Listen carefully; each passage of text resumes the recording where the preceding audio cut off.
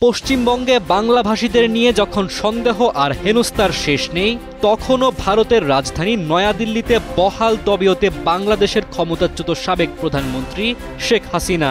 সীমান্তের এপার ওপার এখন যেন দুই রকম নিয়মের খেলা, যেখানে ভাষা পরিচয়ের নামে সাধারণ মানুষকে তাড়িয়ে দেওয়া হয় আর রাজনৈতিক পরিচয়ে দেওয়া হয় রাষ্ট্রীয় আশ্রয়। মোদী সরকারকে কটাক্ষ করে বিস্ফোরক মন্তব্য করলেন পশ্চিমবঙ্গের মুখ্যমন্ত্রী মমতা বন্দ্যোপাধ্যায়।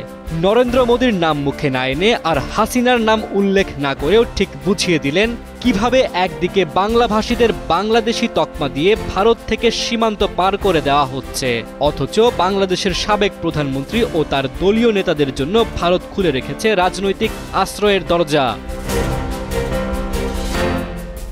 পশ্চিমবঙ্গে এক অনুষ্ঠানে বক্তৃতায় মমতা বলেন, শুধুমাত্র বাংলাভাষী হওয়ায় বাংলাদেশি আখ্যা দিয়ে নির্যাতন করে তাড়িয়ে দেওয়া হচ্ছে, অথচ প্রতিবেশী দেশে সাংবিধানিক সংকট দেখা দেওয়ায় সেখানকার প্রধানমন্ত্রীকে দিল্লিতে আশ্রয় দেওয়া নিয়ে তার কণ্ঠে উঠে আসে প্রশ্ন, বাংলায় কথা বললেই বাংলাদেশি কেন?